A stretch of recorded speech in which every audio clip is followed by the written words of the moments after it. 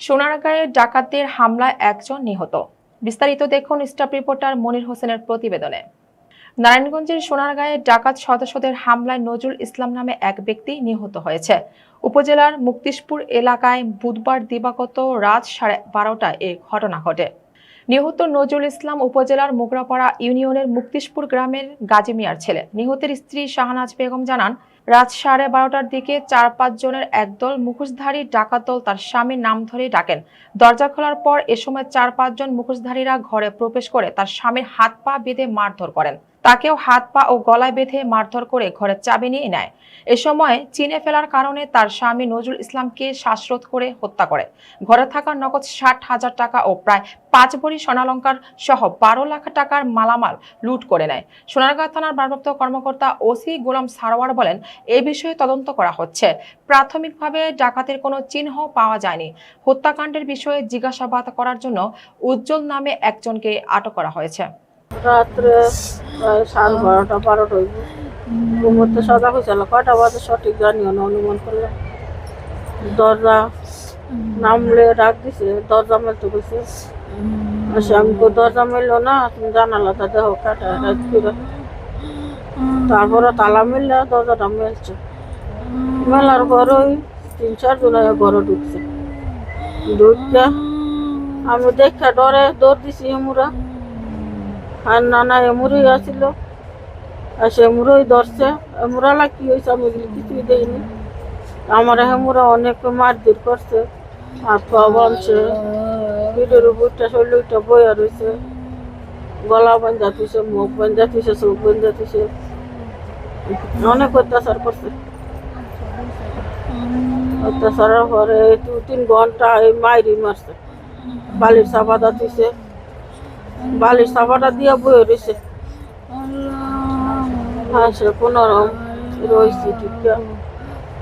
ইয়ার পরে চাবি বিশ্রায় পায় না শিল্পীকে, সে ফের চায় নামাইছে। নামাইয়া চাবি দিয়ে গলাটার মধ্যে দাওটা ধরছে, নাই তোর গলাটা বালাইছে।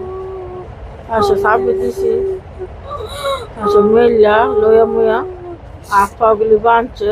ফিরে আবার মুখ বান্ধা, হাত পা বান্ধা, চোখ বান্ধা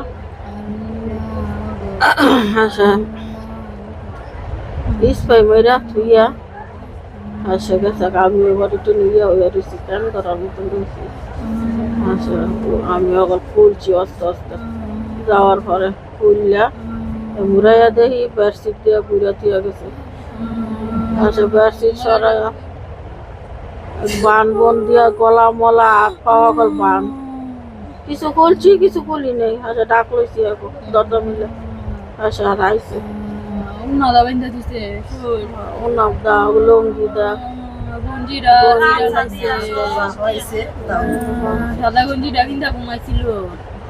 না কি জানি উদামে ঘুমাইছে, উদামে ঘুমাইছে লয়ে লইছে।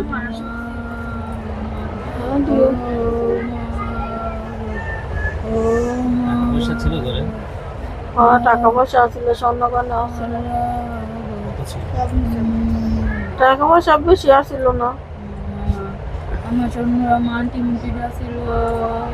এই জিনিস আমার গলার কানের জিনিস চেনগুলো আবার নিচে টাকা পয়সা 50-60 হাজার টাকা আসছিল। ওইটি নিচে আমার ভাইয়ের গলার মধ্যে আসিল, গলাটা দেখি না। আমার ভাইয়ের হাত 2টা বাইন্দা থুইছে, আমার ভাইয়ের ভাও 2টা বাইন্দা থুইছে। বাইর বউ আমারে তুটা না, বাইরের বউর গলার দিকে চাইয়া দেখি বাইরের বউর গলার মধ্যে ভাবছি এটি তুটাইছে। আর ভাই আমরা কিছু দেখি নাই কেন, মানে আমার বাইরে কেউ ধরে না। হোক তো আইছে তালাটা আমার বাইর বউ খুললা দিল। এইটারা বলে আমার বাইরে বলে ডাক দিতে কাটায়, বাইক ডাক দিতে নজর ভাই দরজাটা খুলে। আমার ভাই বলে দরজা খুললা দিতে। আমার ভাইয়ের বউতে দূর শুনলাম। আমার মরণ করে দেন আল্লাহ গো, আমার নজরে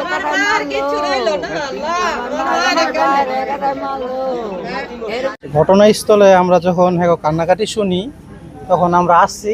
আসার পরে দেখি যে উনি খাটের ভিতরে উনি ফালায় রাখছে। ফালায় রেখে পরে দেখতেছি যে উনি আর এমন অবস্থা হয়েছে যে উনি যে বাইচে আছে কিনা মরে গেছে ওইটা আমরা বলতে পারতেছি না। তখন আশেপাশের মানুষ সবাই কান্নাকাটি করে সবাই আইসা আমরা যতটুকু সহযোগিতা করার দরকার ততটুকু সহযোগিতা করে আমরা উনি হসপিটালে পাঠাইছি।